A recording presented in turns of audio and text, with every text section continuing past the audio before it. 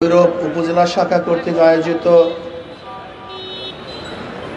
আজকে এ সমাবেশের সম্মানিত সভাপতি শ্রদ্ধাভাজন ওলামায়ে কেরাম, সর্বস্তরের ইসলাম প্রিয় দেশপ্রেমিক ভাইয়েরা আমার, ইসলামী আন্দোলন বাংলাদেশ মানবতার পক্ষের এক সংগঠন। ইসলামী আন্দোলন বাংলাদেশ এই দেশকে রক্ষা করার এক সংগঠন।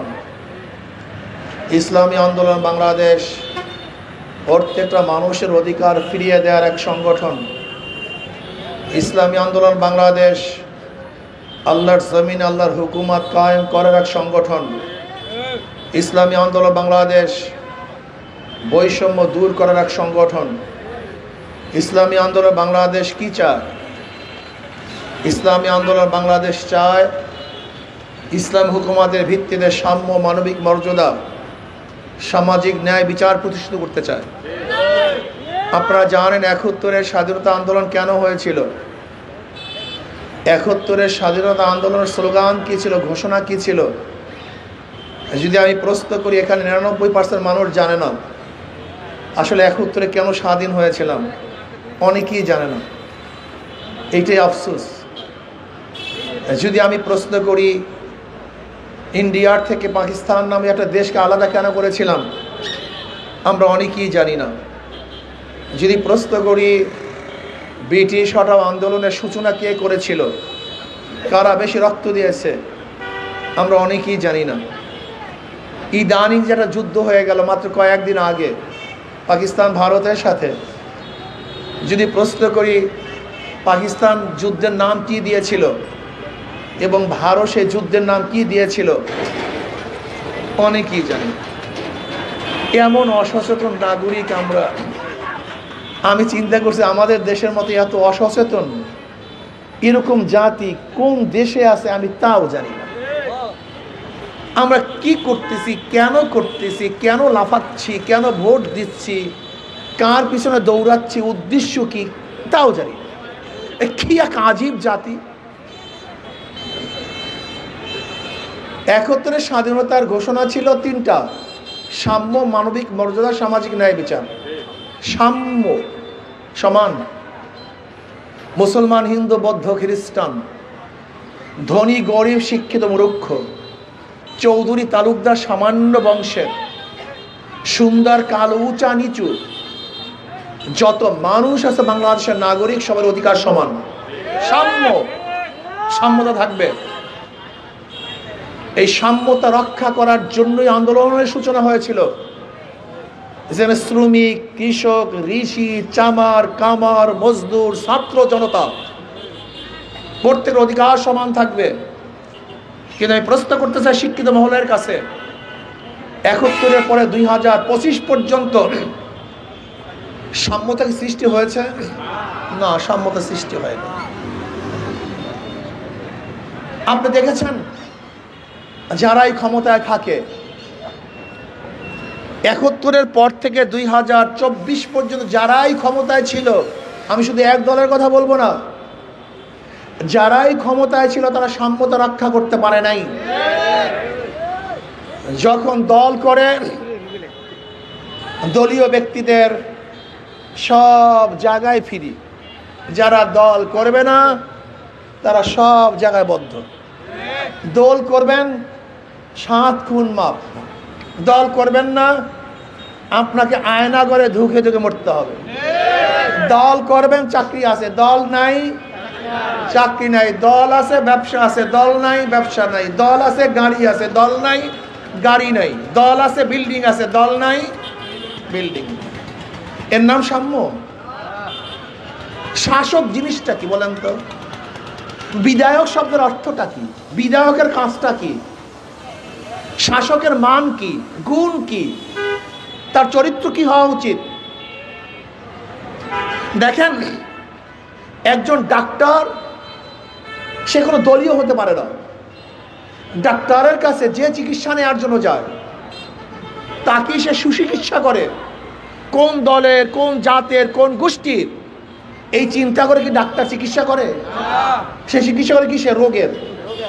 সে যে দলেরই হোক না কেন, যে বংশেরই হোক না কেন, সে রোগী। তার কাছে সবাই সমান। একজন ইঞ্জিনিয়ার যখন আপনাদের এই ভৈরব ব্রিজের ডিজাইন করছে, সে কি দলীয় মেজাজ থেকে ডিজাইন করছিল নাকি? আমার দলের লোক চলবে, অমুকের চলবে না, তমুকের চলবে না, এরকম ডিজাইন করছিল নাকি? একজন ইঞ্জিনিয়ার ডিজাইন করে সবার জন্য সমান। আমার শত্রু যদি এখান থেকে যায় যেন নিরাপদে যেতে পারে, আমার বন্ধু এখান থেকে যায় নিরাপদে যেতে পারে। একজন অ্যাডভোকেট, তার কাছে যখন একজন আসামি যায়, সে চিন্তা করছে কোন দলের? সে চিন্তা করে সে একজন আসামি, তাকে মুক্তি করতে হবে। যেরকম একজন ডাক্তারের দল থাকে না, একজন ইঞ্জিনিয়ারের দল থাকে না, একজন ইমাম সাহেব যখন মসজিদ ইমামতি করে তার কোনো দল থাকে না, ঠিক তদ্রূপ একজন শাসকের কোনো দল থাকা উচিত না। যখন সে শাসনকর্তা, সবাই তার কাছে সমান। কিন্তু এই মেজাজ আজ পর্যন্ত আমাদের তৈরি করতে পারিনি। আমরা দলীয় মেজাজ নিয়ে চেয়ারে বসি। কেন? একজন ডাক্তার কি দলীয় মেজাজ নিয়ে তার ডাক্তারের চেয়ারে বসবেন? একজন অ্যাডভোকেট কি তার দলীয় মেজাজ নিয়ে ওখানে বসবেন? একজন মানুষ যখন তার দলীয় মেজাজ নিয়ে বসে না, তখন আমাদের উচিত ছিল যে ব্যক্তি শাসক হবে সে দলীয় নিয়ে মেজাজ নিয়ে বসবে না। বাংলাদেশের যারা নাগরিক তাদের তিনি সেবক হবেন। একজন শাসনকর্তা চৌকিদার, একজন শাসনকর্তা আমাদের রক্ষক, সে আমাদের ভক্ষক নয়।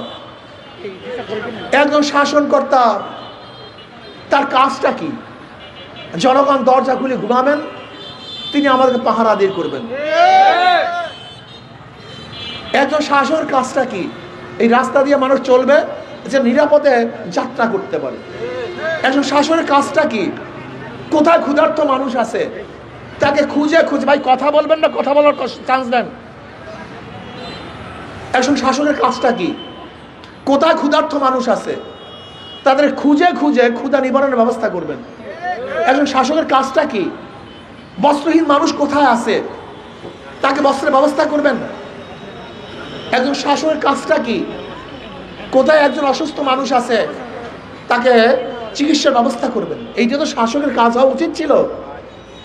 কে মুসলমান, কে হিন্দু, কে বৌদ্ধ, কে খ্রিস্টান, কে আমার দল করে, কে আমার দল করে না, এটা একজন বিধায়কের কাজ না। কিন্তু আজ পর্যন্ত নিরপেক্ষ সবাই সেবক একজন শাসক আমরা নির্বাচন করতে পারি নাই। এটা বাংলাদেশের জনগণের ব্যর্থতা, আপনাদের ব্যর্থতা। আপনি নির্বাচন করতে পারেন না, আপনার ড্রাইভার কে হবে? আপনার ড্রাইভার আপনি নির্বাচিত না করার কারণে, নির্বাচনে ব্যর্থ হওয়ার কারণে আপনি বারবার অ্যাক্সিডেন্ট করেন, বারবার অ্যাক্সিডেন্ট করতেছেন। ইসলাম কি চায়? ইসলাম কি চায়? ইসলামী যারা লিডার ছিলেন তাদের অবস্থাটা কি ছিল? ওমর ইবনে খাত্তাব রাদিয়াল্লাহু কি বলেছেন? আমার খেলাফতের আমলে যদি ফোরাতের কুলে একটা কুকুর না খেয়ে মারা যায়, মানুষ দূরের কথা, মানুষ তো অনেক অনেক অনেক ঊর্ধ্বে। কি বলেছেন? একটা কুকুর যদি না খেয়ে মারা যায় আমি ওমরকে জবাব দিতে হবে। অথচ আজকে বাংলাদেশের হাজার ক্ষুধার্ত মানুষগুলি এক মুঠা খাদ্যের জন্য ডাস্টবিনে কাক এবং কুকুরের সাথে লড়াই করে। আজকে বাংলাদেশের হাজারো মানুষ খোলা আকাশের নিচে ঘুমাচ্ছে। আজকে বাংলাদেশের হাজারো মানুষ বস্ত্রহীন চলাফেরা করছে। আজকে বাংলাদেশের হাজারো মানুষ চিকিৎসাবিহীন ধু খেতে উঠছে। আজকে বাংলাদেশের হাজারো নারীরা ধর্ষিতা হচ্ছে। আজকে হাজারো বাংলাদেশের পুরুষরা লাঞ্ছিত হচ্ছে। এর জন্য বাংলাদেশ স্বাধীন করি নেই, এর জন্য মানুষ জীবন দেয় নেই, এর জন্য মানুষ রক্ত দেয় নেই। জুলাই আগস্টের আন্দোলন কেন হয়েছিল? বৈষম্য বিরোধী আন্দোলন। বৈষম্য থাকবে না, কোনো বৈষম্য নাই। বৈষম্য দূর করার জন্য আন্দোলন হয়েছিল, চাঁদাবাজি মুক্ত করার জন্য আন্দোলন হয়েছিল, দুর্নীতি মুক্তির জন্য আন্দোলন করেছিলাম। কিন্তু আমরা কি দেখলাম? না, 5ই আগস্টের পরে আবারও চাঁদাবাজি, আবারও দুর্নীতি, আবারও ধর্ষণ, আবারও অবৈধ খুন, আবারও দখলদারি, আবারও নির্বিচারে হত্যা। এর জন্য মানুষ জীবন দেয় নেই, এর জন্য আমরা আন্দোলন করি নেই। এর কারণটা কি?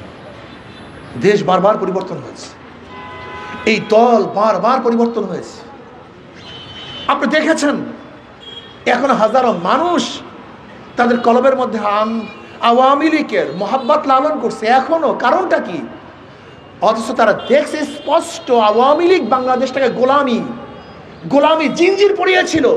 ভারতের কাছে গোলাম ছিলাম, নিজেদের চোখে দেখছে মানুষগুলি, কিন্তু দল থেকে বের হতে পারে না।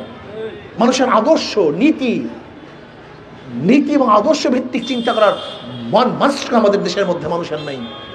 আপনারা দেখেছেন আওয়ামী লীগের আমলে হাজারো খুন গুম, কই এখন এই তত্ত্বাবধায়ক সরকারের আমলে একটা গুম হয় নাই কেন? এই 9 মাসে একটা গুমও হয় নাই, একটাও না। কারণটা কি? ওই সময় দেখছে হাজারো ক্রস ফায়ার, কিন্তু এই 9 মাসে একটা ক্রস ফায়ার হবে না কেন? আমাকে বলেন তো, একটা ক্রস ফায়ার হবে না কেন? তখন দেখছি শুধু জঙ্গিবাদ, কই 9 মাসে একটা জঙ্গিবাদও নাই কেন? আপনি কি একদিনও চিন্তা করছেন? বিভিন্ন পত্রিকায়, বিভিন্ন টেলিভিশনে এই জঙ্গিবাদ, ওখানে জঙ্গি, সেখানে জঙ্গি, এই জঙ্গি, কই 9 মাসের জঙ্গি কোথায়? আপনাদের মাথায় ঘিলো নাই? আপনি কি দেখেছেন যে আওয়ামী লীগের সময় এই বর্ডারের মধ্যে আমাদের সন্তানদেরকে, এই বাংলাদেশের নাগরিককে ভারতের গুন্ডা বাহিনী গুলি দিয়ে কুকুরের মতো মেরে ফেলেছে? কিন্তু প্রতিবাদ করার সাহস পাই নেই, কেউ প্রতিবাদ করতে পারেনি। আর আজকে কি দেখেছি? সেই বিজিএফ কে বাংলাদেশের বিডিআররা পাড়া দিয়ে ধরছে, মাপ চাইতে বাধ্য হয়েছে। এর নাম স্বাধীনতা। তুমি কি দেখো নাই বাংলাদেশের ভূমি দখল করার জন্য আসছে পাবলিক, যাহা কিছু আছে তা নিয়ে ঝাঁপিয়ে পড়ে তাড়িয়ে দিতে বাধ্য করেছে। এর নাম স্বাধীনতা। তোমরা কি আমাদের গোলাম বানাতে চেয়েছো? আওয়ামী লীগের লোকজন গোলামের ত্বক আমাদের গলার মধ্যে পরিয়ে দিতে চেয়েছো। এরপর তোমরা আওয়ামী লীগ করে দেশটাকে বিক্রি করার চক্রান্ত করেছিল। যেখানে ভারত পাকিস্তান যুদ্ধ লাগার পরে ভারতের পক্ষে কেউ না থাকলেও কে ছিল? ইসরায়েল। যে ইসরায়েল মুসলমানদের সবচেয়ে বড় শত্রু। প্রথমেই ঘোষণা দিয়েছে ইসরায়েল, আমরা ভারতের সাথে আছি। অথচ ইসরায়েল আর ভারত বন্ধু, আর যেই ভারত ইসরায়েলের বন্ধু সে আমাদের বন্ধু হয় কিভাবে? আর ভারতের যেই দল বন্ধু সে বাংলাদেশের বন্ধু হয় কিভাবে? সে মুসলমানদের বন্ধু হয় কিভাবে? একজন সুস্থ মেধার মানুষের বন্ধু হয় কিভাবে? আমাকে বলেন তো, আমাকে বলুন। কিন্তু এখন মানুষ আওয়ামী লীগ করে, আওয়ামী লীগের মেজাজ লালন করে। কিসের জন্য? একটা ফ্যান্সি ডিল খাবে, আর কিছু না। 1 বোতল ফ্যান্সি ডিল, 1 বোতল মদ, একটা গাঁজার কলকি, একটু চাঁদাবাজি। তোমার সামান্য স্বার্থের জন্য গোটা দেশটাকে বিক্রি করে দিবা? তুমি কি জানো শেখ হাসিনা 10টা যে গোলামি চুক্তি করেছিল, যেটা এখন বাদ দেওয়া হয়েছে? জানো কি চুক্তি? আপনারা দেখেন নাই? এই যে ভৈরব থেকে কসবা হয়ে যে রাস্তাটা করেছে, এই রাস্তাটা কার জন্য? হ্যাঁ, কিসের জন্য করছে জানেন? ওহ ওরে মানুষ রে, মোংলা বন্দরের অবস্থা কি করছে জানেন? চিটাং বন্দরের অবস্থা কি করেছিল জানেন? আমাদের দেশের বন্দর, আমাদের দেশের সব কিছু, কিন্তু আইন কি করেছে জানেন? এদেরকে কান ধরিয়ে উঠানো বসার করা উচিত। আইন করেছে যদি ভারতের কোনো জাহাজ মোংলা বন্দর চিটাং বন্দরে ভিড়ে, আর আমাদের কোনো জাহাজ যদি ভিড়া থাকে, তার আমাদের জাহাজ সরিয়ে দিয়ে ভারতের জাহাজকে ওখানে মাল খালাস করার জন্য দিতে হবে। বুঝছেন আমাদের দেশের স্বাধীনতা কোথায় গিয়ে পুষছে? হ্যাঁ, এই গোলামের গোষ্ঠী গোলাম, এই গোলামে চুক্তি করছে। আর তাদের দল যারা করে, আমি মনে করি ওরা স্বাধীন মানুষ না, ওরা গোলাম। ওদের মাথায় ঘিলু নাই, মাথার মধ্যে গোবর, ওদের মাথার মধ্যে আছে গোবর। আমি বলেছিলাম, ভারত তুমি আমাদের সাথে যুদ্ধ করতে চাও, যারা কলিজা, গরুর কলিজা খায়, যারা গরুর গোশ খায়, আর যারা গরুর মুত খায় আর গোবর খায়, যারা কলিজা খায় তাদের সাথে কুখানেওয়ালা মুত খানেওয়ালার কোনোদিন পারতে পারে না। যারা গরুর সামনে মাথা নত করে আর যারা গরুকে জবেহ দেয়, এদের সাথে ওরা কোনোদিন পারতে পারে না। অনেকেই মনে করেন আমরা ভারতের পেটের মধ্যে, আমি বলি না, ভারত আমাদের পেটের মধ্যে। আমরা ভারতের পেটের মধ্যে নই, বরং ভারত আমাদের, যদি চারিদিক দিয়ে শুরু করি, প্রস্রাব করা শুরু করি, এই প্রস্রাবের বন্যায় তো সব ধ্বংস হয়ে যায়। ওরা বিশ্বাস করেন? আমি ভারতকে থোড়াই কেয়ার করি, জীবন বর কোনোদিন আমি ভারতকে কেয়ার করি না। বলতে পারেন কেন? মোহাম্মদ বিন কাসিম রহমতুল্লাহ আলাইহি 712 ঈসাই সালে মাত্র 5000 সৈন্য নিয়ে রাজা দাহিরের 1 লক্ষ সৈন্যকে কচু কাটা করে ফেলেছে। সুলতান মাহমুদ গজনবী রহমতুল্লাহ মাত্র 17 জন নিয়ে এই ভারতকে বারবার আক্রমণ করে বিজয় অর্জন করেছে। সংখ্যাগরিষ্ঠ মুসলমান থাকা সত্ত্বেও মাত্র কয়েক % মুসলমান 850 বছর পর্যন্ত ভারতকে শাসন করেছে। তোরা আমাদের সাথে পারবি কিভাবে? সম্ভব কিভাবে আমাকে বলুন তো? জীবনভর জুজুর ভয় দেখাইস, ভারত ছাড়া বাঁচবো না। এখন ভারত ছাড়া আমাদের অর্থনীতি ভালো না খারাপ? চাউলের অবস্থা ভালো না খারাপ? আলুর দামের অবস্থা ভালো না খারাপ? পেঁয়াজের অবস্থা খারাপ না ভালো? আপনাদের মাথার মধ্যে এই সমস্ত ভারতের দালালরা ঢুকাইছে যে ভারত ছাড়া বাঁচবো না, ভারত ছাড়া বাঁচবো না, ভারত ছাড়া বাঁচবো না। অথচ ভারত ছাড়াই আমরা বাঁচবো, ভারত থাকলে বাঁচবো না। এটা বুঝে না? ইসলামী বাংলাদেশ কি চায়? ঘুষ মুক্ত দেশ চায়, দুর্নীতি মুক্ত দেশ চায়, চাঁদা মুক্ত দেশ চায়। এই জন্য আসুন না ভাই, জীবনভর বহু দল দেখেছেন, সব দল দেখা শেষ, হাত পাখার বাংলাদেশ। এই যে দেখেন ধোকাটা কোন জায়গায় দেখেন। নৌকা কিসের প্রতীক? গরিবদের প্রতীক। নৌকা কারা চালায়? কথা বলেন না কেন? নৌকা কারা চালায়? ধান কাটা কারা কাটে? নাঙ্গল কারা বয়? কুঠার দিয়া, কুড়াল দিয়া কারা কাজ করে? গরুর গাড়ি কারা চালায়? অথচ যারা গরিবের মার্কা নির্বাচন করে একজনও গরিব না। বুঝেন? যারা নৌকা নির্বাচন করে তারা নৌকা চালাতে পারে না। যারা ধানের শীষে নির্বাচন করে ধান কাটতে পারে না। যারা নাঙ্গলে নির্বাচন করে নাঙ্গল বইতে পারে না। যারা গরুর চাকা নির্বাচন করে কেউ গরুর গাড়ি চালাতে পারে না। যারা কুঠার দিয়ে নির্বাচন করে একজনও লাকড়ি ফাটতে পারে না। তার মানে সব ধোকাবাজি, সবই ধোকাবাজি, গরিবদের বন্ধু, আসলে গরিবদের দুশ্মন। কিন্তু ইসলামী আন্দোলন বাংলাদেশ মার্কানি নির্বাচন করে, সবার মার্কা। যে নির্বাচন করে হাত পাকায় সেও চালাতে পারে, যারা করে তারাও চালাতে পারে, পুরুষরাও চালাতে পারে, ধনীরাও চালাতে পারে, গরিবরাও চালাতে পারে, পুরুষরাও পারে, মহিলারাও পারে। এমন এক মার্কা কারেন্ট ফেল করে কিন্তু হাত পাকা ফেল করে না। কেউ কোনো মার্কা নিয়ে বুকি নিয়ে ঘুমায় না, নাঙ্গল নিয়ে ঘুমায়, ধানের শীষ, নৌকা, কিন্তু রাত্রে কোন জিনিস নিয়ে ঘুমায়? বুকের উপরে। এইটা মানেই হলো ইসলামী আন্দোলন বাংলাদেশে প্রথমই ইসলাম মানে শান্তি। তাদের মার্কার মধ্যে, তাদের কাজের মধ্যে, তাদের কথার মধ্যে, তাদের লোকের মধ্যে তাদের বিশ্বাস করি। মাদার গাছ লাগিয়ে আমের আশা করা যায় না। চোরের মাধ্যমে চুরি বন্ধ হয় না, গুন্ডার মাধ্যমে গুন্ডামি বন্ধ হয় না, দুর্নীতিবাজের মাধ্যমে দুর্নীতি বন্ধ হতে পারে। ঠিক তদ্রুপ আমি বলবো, অসৎ দুর্নীতিবাজ গুন্ডা বদমাশের মাধ্যমে দেশ কোনোদিন দুর্নীতিমুক্ত হতে পারে না। সব মার্কা দেখেছেন, এবার হাত পাকা দেখেন। ইনশাআল্লাহ যদি হাত পাকার পক্ষে থাকেন, আমি ওয়াদা করলাম ইনশাআল্লাহ আপনাদের জান মাল নষ্ট হবে না, লুট হবে না, ধ্বংস হবে না, বিদেশে পাচার করা হবে না, জনগণের প্রাপ্তি জনগণের দ্বারে দ্বারে পৌঁছাবার চেষ্টা করা হবে ইনশাআল্লাহ। তাই আসুন আজকে থেকে আমরা সবাই সম্মিলিতভাবে আল্লাহর জমিনে আল্লাহর হুকুমাত কায়েম করার জন্য, প্রত্যেকটা মানুষকে অধিকারকে ফিরিয়ে দেওয়ার জন্য ইসলামী আন্দোলন করি, হাত পাকায় কাজ করি। আল্লাহ আমাকে তৌফিক দান করেন, আমাদের সবাইকে তৌফিক দান করেন। আল্লাহ